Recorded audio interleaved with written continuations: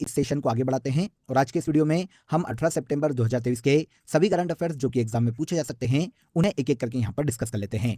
Video में and तक बने रहिएगा। वीडियो पसंद आए तो वीडियो को लाइक और शेयर कर दीजिएगा। अगर आपको इसकी फ्री पीडीएफ डाउनलोड करना, मैं आपको इन्फॉर्म कर देता हूं कि इसकी पीडीएफ किस राज्य से संबंधित है। तो गोटमार मेले का आयोजन मध्य प्रदेश राज्य में किया जाता है। मध्य प्रदेश का एक जिला है फ्रेंड्स छिंदवाड़ा। यहाँ पर एक नदी बहती है जिसका नाम है जाम नदी।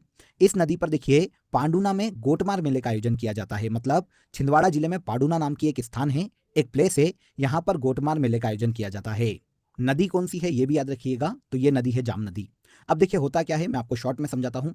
ये आप देखिए इमेज में एक नदी बह रही है, ये जाम नदी है। इस जाम नदी के दोनों किनारों पर दो गांव के लोग इकट्ठा होते हैं। बीच में पेड़ पर एक झंडा लगाया जाता है और इस झंडे को निकालने की कोशिश की जाती है। लेकिन इंटरेस्टिंग ये है कि जब कोई झंडे को निकालने आगे बढ़ता है तो गांव के लोग मतलब दोनों तरफ से भयंकर पत्थर बरसाते हैं एक दूसरे के ऊपर। यही गोटमार का मेला एमपी के छिंदवाड़ा में आयोजित किया जाता है। अब यह देवी आराधना से संबंधित पर्व है। यह मेला यहाँ की आराध्य देवी माँ चंडिका के दरबार में आयोजित किया जाता है जाम नदी के तट पर। नदी के किनारे दोनों गांव के नाम देखें तो सावर गांव है एक तरफ और दूसरी तरफ है पांडुरना गांव। इन दोनों गांव के लोग इकट्ठा होते हैं नदी के किनारे और एक दूसरे के ऊपर पत्थर फेंकते हैं। बीच में पेड़ पर लगे झंडे को निकालने की कोशिश की जाती है। तो ये तो हो गया गोटमार का मेला। इसके अलावा एमपी के अदर मेले की बात करें हम तो कुंभ का मेला वेरी इंपॉर्टेंट। एमपी का सबसे बड़ा मेला है, उज्जैन में शिप्रा नदी के तट पर आयोजित किया जाता है। यहीं पर महाकालेश्वर ज्योतिर्लिंग स्थित है। संत सिंगा जी का मेला एमपी के खंडवा जिले में, कान्हा बाबा का मेला एमपी के हरदा जिले में और जल बिहारी का मेला एमपी के छतरपुर में आयोजित किया जाता है। तो गोटमार मेले के साथ साथ इन सभी को याद रखिएगा, एग्जाम में देखने को मिल सकते हैं। देखिए दोस्तों, अगर आपको मंथली टाइम रिवीजन में का कार्यवाहक निदेशक किसे नियुक्त किया गया है तो देखिए प्रवर्तन निदेशालय जिसे ईडी या इन्फोर्समेंट डायरेक्टोरेट के नाम से जाना जाता है, इसके हाल ही में एक्टिंग डायरेक्टर के रूप में राहुल नवीन को नियुक्त किया गया है। केंद्र सरकार ने हाल ही में आईआरएस अधिकारी राहुल नवीन को ईडी का एक्टिंग डायरेक्टर नियुक्त किया है। इनके पहले देखिए इस पद पर संजय कुमार मिश्रा थे, जिनका कार्यकाल हाल ही में 15 सितंबर को खत्म हो गया है।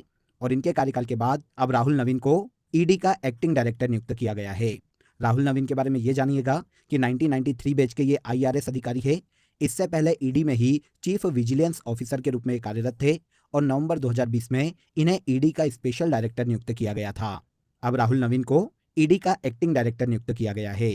ईडी पूरे भारत में देखिए मनी लॉन्ड्रिंग अपराधों से संबंधित या विदेशी मुद्रा कानूनों के उल्लंघन से संबंधित जांच का काम करती है, जो कि भारत में मिनिस्ट्री ऑफ फाइनेंस के डिपार्टमेंट ऑफ रेवेन्यू के अंडर में कार्य करती है।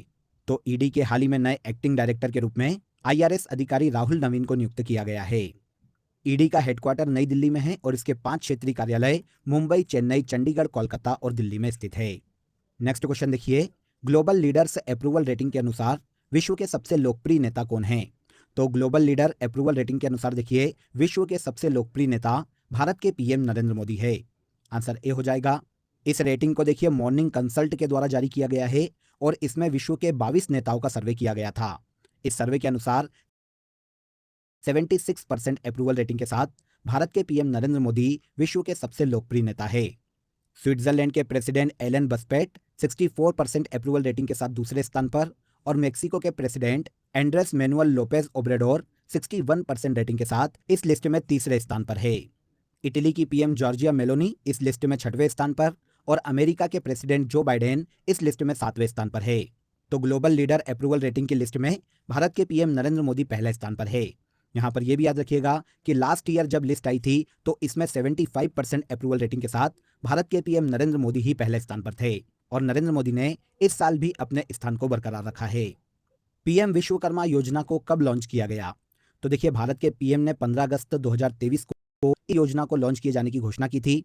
अब जाकर 17 सितंबर 2023 को पीएम विश्वकर्मा योजना को लॉन्च किया गया है। आंसर ए हो जाएगा। योजना का उद्देश्य क्या है, पर्पस क्या है? तो देखिए भारत में पारंपरिक शिल्प कौशल को बढ़ावा देना और भारत में जो विश्वकर्मा समुदाय है जो कि शिल्पकारी का काम करता है, उनके लोगों को आर्थिक रूप से आत्मनिर्भर बनाना पीएम विश्वकर्मा योजना का मुख्य उद्देश्य है। इस योजना के लिए वित्त वर्ष 2023-24 से वित्त वर्ष 2027-28 तक 13,000 करोड़ रुपए खर्च करने का प्रावधान किया गया है। इस योजना के जो बेनिफिशियर्स है फ्रेंड्स, उन्हें 15,000 रुपए का टूल किट केंद्र सरकार के द्वारा प्रदान किया जाएगा। इसके साथ ही लाभार्थियों को 500 रुपए प्रतिदिन के स्टाइपेंड के साथ कौशल प्रशिक्षण प्रदान किया जाने वाला है। तो पीएम विश्वकर्मा योजना को 17 सितंबर 2023 को देश में लॉन्च किया गया है। इसके अलावा देखिए, अगर हम सेंट्रल गवर्नमेंट की अदर स्कीम्स की बात करें तो प्रधानमंत्री उज्ज्वला योजना इंपॉर्टेंट है, 1 मई 2016 को आई थी। डिजिटल इंडिया 1 जुलाई 2015 को, प्रधानमंत्री आवास योजना 25 जून 2015 को और स्वच्छ भारत मिशन को 2 अक्टूबर 2014 को लॉन्च किया गया था।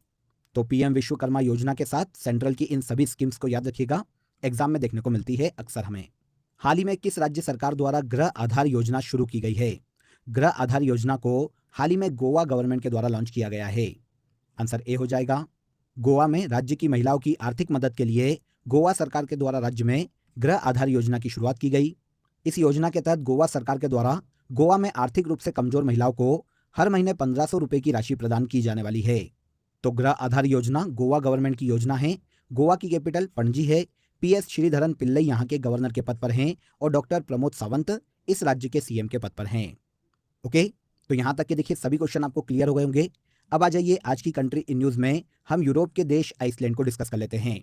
आइसलैंड जो कि यूरोप का एक देश है, इसकी कैपिटल रेक्जाविक है और क्रोना यहाँ की ऑफिशियल करेंसी है। गुएनी थोरलासियस जोहानेसन यहाँ के प्रेसिडेंट के पद पर हैं।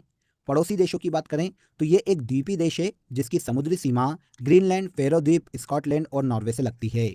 आइसलैंड में वर्तमान में 3 यूनेस्को साइट है, जिसमें वतनाजोकुल नेशनल पार्क, सुरेत्से द्वीप और थिंगवैलिर नेशनल पार्क शामिल है। डेनमार्क स्ट्रेट आइसलैंड और ग्रीनलैंड के बीच में स्थित है। उजोरसा नदी यहाँ की सबसे लंबी नदी है और वेनेरल पिक्स यहाँ की सबसे ऊंची पर्वत चोटी है। ग्लोबल पीस इंडेक्स में आइसलैंड प्रथम स्थान पर है। इसके अलावा वर्ल्ड हैप्पीनेस इंडेक्स में आइसलैंड पूरे वर्ल्ड में तीसरे स्थान पर है। यहाँ पर यह याद रखिएगा कि यूरोप का देश आइसलैंड एक नॉर्डिक द्वीपीय देश है। तो आइसलैंड से रिलेट करके फैक्ट कम है लेकिन पूछे जा सकते हैं, इसीलिए इन सभी फैक्ट को पॉज करके एक बार फिर से पढ़ लीजिएगा, एग्जाम में देखने को मिल सकते हैं।